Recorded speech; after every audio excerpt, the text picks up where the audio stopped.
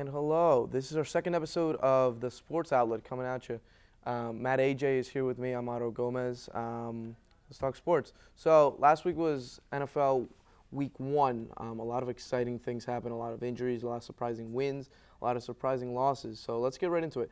Matt, let's see. First topic.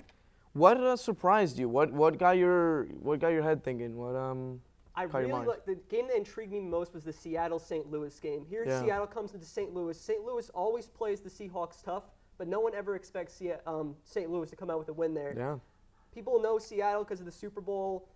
Been there the past 2 years, but St. Louis really surprised. I think they're a really up-and-coming young team, one of the youngest rosters in football, and they're still beating Seattle at this point. They can only have room to improve. This is only Week 1. They're 1-0, but I think the NFC West is going to be real tough this year, especially with those top 3 teams. And 49ers, I don't think so, but those top 3 teams there show a lot. No, I agree. The Rams have a really good defensive line, really good defense overall. Mm-hmm. Nick Foles, I think, is solid. I don't know how I feel about a little shaky. Yeah, and even like the Philly-St. Louis trade, I would have kept Nick Foles if I was Philly. I don't know. Right. But then Chancellor is holding out over there in Seattle, which became an issue, and he's losing money, but he's trying to prove a point, and he did because they got burned, in the back there with the long ball, right. And they have Richard Sherman, but that's one side. With Chancellor on the other side, that helps a lot. And you're right. The Niners did win. I don't know. They look really good. They look pretty good. I think it wasn't so much that the Niners looked good; it was that Minnesota looked just bad. You think so? Okay. I think it was a good matchup. I mean, 49ers, what they can do is they can stop the run, and that's all Minnesota can do on offense. It was a good matchup for them. I think Minnesota's just a little shaky. A lot of new members of their offense. They're not getting it together just yet. Adrian Peterson said he was uncomfortable running all those draw plays. He'd rather it be getting a bunch of speed, ISO, formation, that kind of stuff. Yeah. So I think the 49ers, they just don't have enough talent. They've lost too many good players. Patrick Willis. What happened in San Francisco over there? Everybody abandoned ship. I think it was just once they saw their leader, Patrick Willis, go down, and Jim Harbaugh, who for the past 4 years had an amazing record there. Once they saw those two guys jump ship, it was just, well, what's the point of staying here anymore? Yeah, no, Lines I got you. Run dry there, really. I got you. Yeah. What do you think of the Cowboys-Giants game at the end? What about Eli's decision? What happened? Well, as a Giants fan, I can assure you that I was very upset about that game. I think I woke a few people up that night. But the Giants played the Cowboys well. They impressed me on how they played that entire game up until the last 2 minutes, where they handled the clock completely terribly. They should have ran it on all 4 downs there, or run 3 downs, kick it. A lot of miscommunication. Yeah, there was a lot of confusion about whether the Cowboys had any timeouts left. Right. There's all these rules that no one really knows about in the NFL. Right, which is a big problem. On the rule book if they're unsure on that. But that's a big loss by the Giants right there. You want to get your season off. Well, if people consider the Cowboys a top 5 team in the NFL right now, that would have been a great statement win for the Giants to make that. And that's such a disappointing loss for the Giants. I don't know if that's going to let them rebound and be inspired by it, or if that's going to just make them fall flat for the rest of the year. Fortunately for the Giants, the Eagles and the Redskins both lost. Yep. I mean, the Redskins are going to be, bottom dwellers the entire year. Pretty much, yeah. Top 5 lottery. I mean, not lottery, this is basketball, but top 5 pick.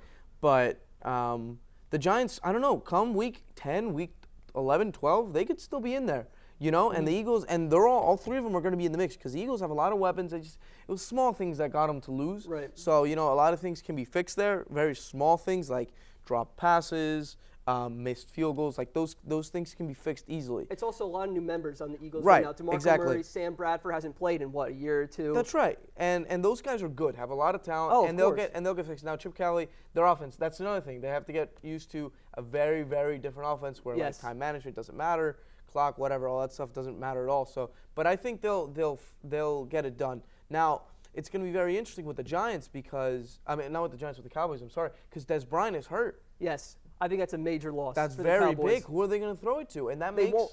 See, Dallas has such a great setup that Jerry Jones has there. A great offensive line. They had a great running back in DeMarco Murray. Joseph Randle, maybe he can handle it now. We don't know. Anybody can run behind them. Mm-hmm. Tony Romo's a great quarterback. Des Bryant on the outside. Now that Des is out for, 6 to 10 weeks maybe, these safeties that are double covering Des Bryant, they're going to be moving into the box and stopping the run, which is what the Cowboys love to do.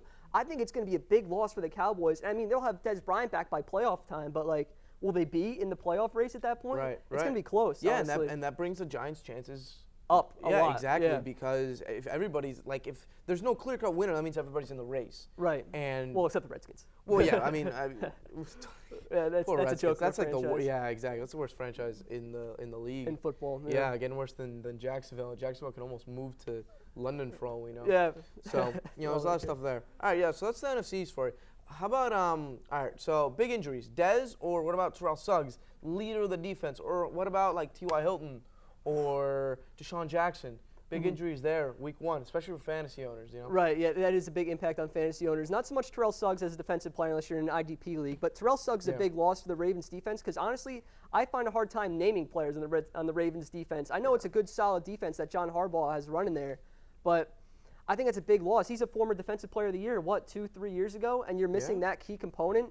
It's going to be tough. Yeah, and it's a leadership thing, a locker room morale. This guy's been here for a long time. When you lose your captain on the field, that's a big loss. Right, like Ray Lewis's protege, as some people say. I mean, he was there together. They were, there, and now he's leading it by himself. Yeah, it's definitely a big loss. Other week 1 issues. My Colts got dismembered over there in Buffalo. Oh, yeah. What do you think? I think that's just a statement of the Buffalo defense, honestly, because I think Indianapolis has everything going right for him this year. That offense looks pretty good to me. I don't see much of a problem there. Okay. I think the Bills' defense is just flat out amazing. Spectacular, Could be the best in the league, even better than Seattle. 4 people. Like, it's Cowboys can hold them a little bit, but nobody else. Like, nobody can stop those guys. Right. I think Rex Ryan has something great going there. When you have great talent on the defense combined with Rex Ryan's genius defensive mind, it's a hard time getting past all that. Now, the defense will be there for a while. I don't know if Tyrod Taylor will be there, playing as well as he did, like staying in the pocket. He played great. First, to be fair. NFL career start. He played great. The other thing, too, is that Colts, they are in a good position with Andrew Luck, who is a star quarterback, but no running game. 41 straight games without a 100-yard rusher. That's 2.5 seasons. But Frank Gore, you're forgetting. Frank Gore, the past, I think, 9 seasons, he's had 1,000 yards rushing all those years. Yeah, but he's still not like the guy he was even 2-3 years ago. I still think he's a very complete player, and I hear they might bring Ahmad Bradshaw back, which could be huge for that offense. That would be big. We definitely and we need an offensive line. And you know what? Andrew Luck is still on his rookie contract, so he's not getting paid anything. Yeah, and he's gonna get paid after this year because probably the biggest contract ever, which he deserves because he still has so many great years left. Now I'm very upset with my front office because they didn't spend all the money they have this year in free agents. They could have gone in Ndamukong Suh to boost that defensive line, which we need, or they could have spent all the money on DeMarco Murray, which would have been incredible. Imagine if we had Luck and Murray, we would have been talking about that since July. But maybe they're just saving up money for this big Luck contract. Maybe. All right. So that's about it. We covered everything about in week 1. So we're gonna go to commercial break. When we come back, we'll be talking about baseball. And September baseball, as we know, very big deal. Playoffs are about to start. We'll be talking about the division races and everything we've seen in the past couple weeks. Stay with us. Welcome back. Before the break, we talked about football. Now let's talk about baseball with the playoffs about to start. Matt, what's caught your eye so far in this division, and what are you looking forward to as the season ends? Well, all the divisions are pretty much set, I'd say, except for the AL East with the Yankees and the Blue Jays, and the AL wild card is a question mark right now. Yankees have fallen off a bit. Mark Teixeira out for the year. Big loss. And Toronto, you can't compete with that top 5 guys in the order right there. David Price now leading the charge. They're going to be a good playoff team. No, and I think they will end up winning the division without a question. I know they're 3 up, but What do you think about the wild card, though? Because it's really close. Yeah, the Rangers have made a very big push. And I remember a couple weeks ago sitting with my dad watching the game, and my dad's like, wow, these guys have a lot of good players. Are they going to make the playoffs? And I said, no, they don't look to be in the hunt, but they really should be. And lo and behold, he was right. I mean, these guys have a lot of good players. They can hit. Yeah, exactly. Yeah. I don't know if the pitching will hold up, but it's going to be tough in the playoffs with pitching. Right. In the I know, but if you make the playoffs, like even that wild card game, that's still great. I know Houston relies on home runs, and they're very young. They had the biggest record change ever. Right. And well, they're not even winning the division anymore. They're in the wild card. Right. I know. Things can change, but I see their inexperience coming. It's a very young team. I don't know who the longest tenured player on Houston is. It might be Jose Altuve, who's only been there 4 or 5 years. Yeah. Who is the best player? Right. Who has playoff experience on that team? Yeah. I don't know. I think it's going to be really tough for a young team in the playoffs. Minnesota.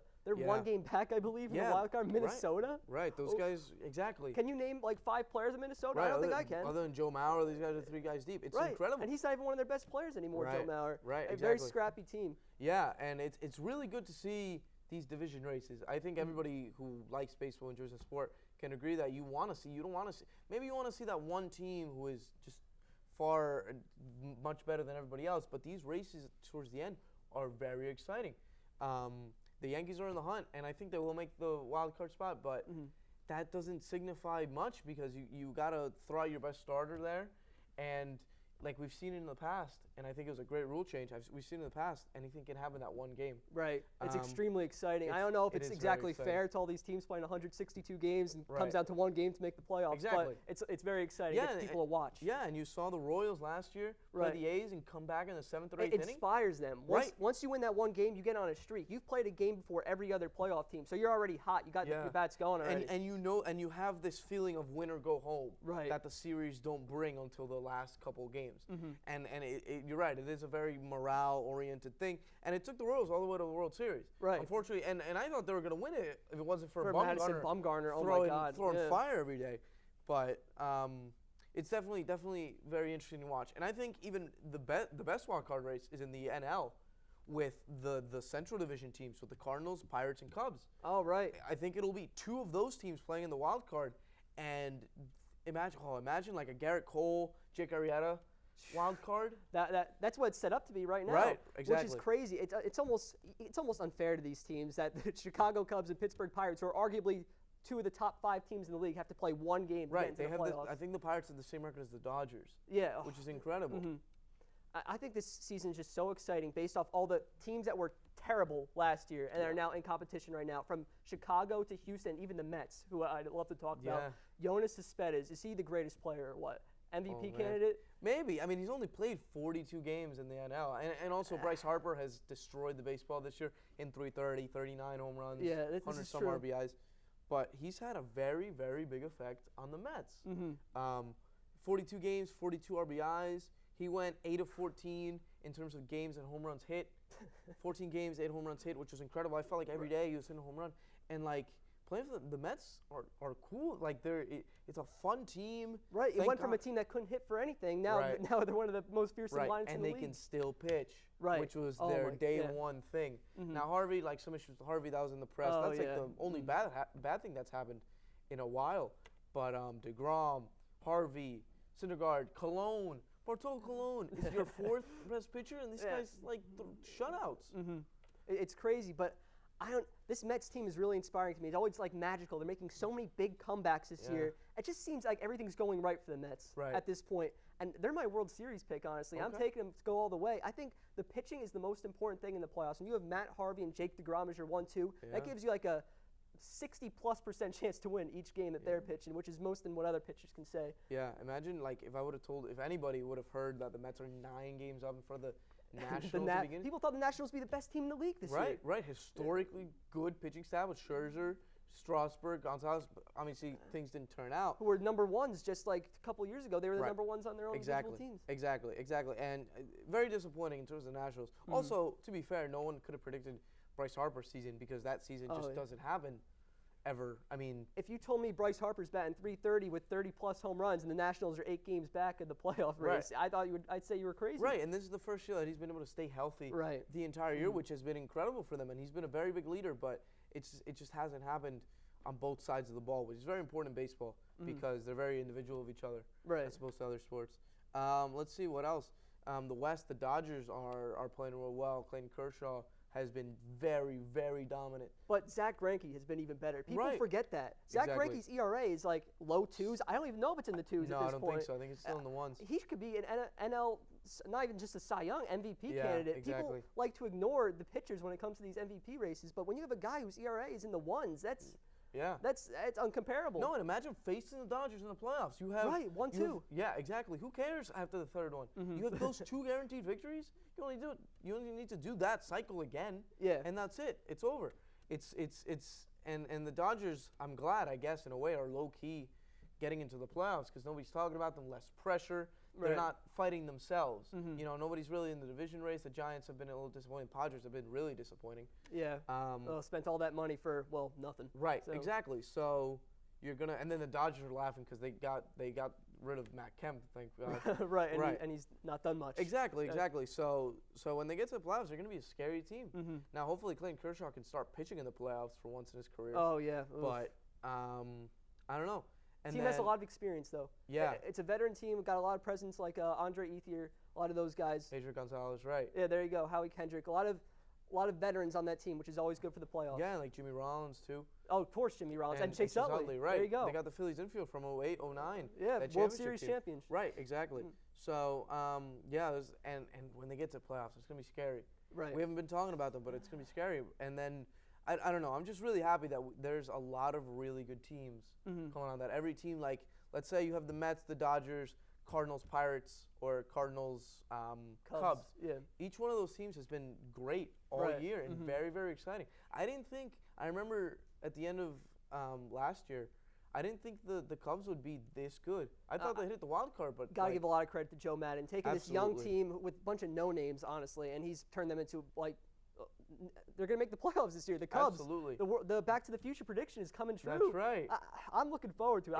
I'm rooting for him. They're very excited. Jake Arrieta's got 19 wins. Oh yeah. And this guy from Baltimore who wasn't any good. And now he threw no hitter against the Dodgers. Granted, the Dodgers no hit twice. Yeah. They're still gonna make the playoffs in like a week. Yeah, exactly. So I don't know. Very, very exciting stuff in baseball. I'm looking forward to the playoffs. Happening. All right, so that's our show for you today.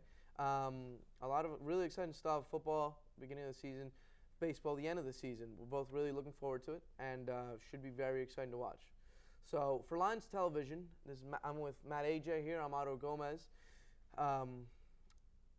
Very excited to catch you on the show next week. If you're interested in joining LTV, please like us on Facebook or email us at ltv@tcnj.edu for Lions Television. Have a good one, folks.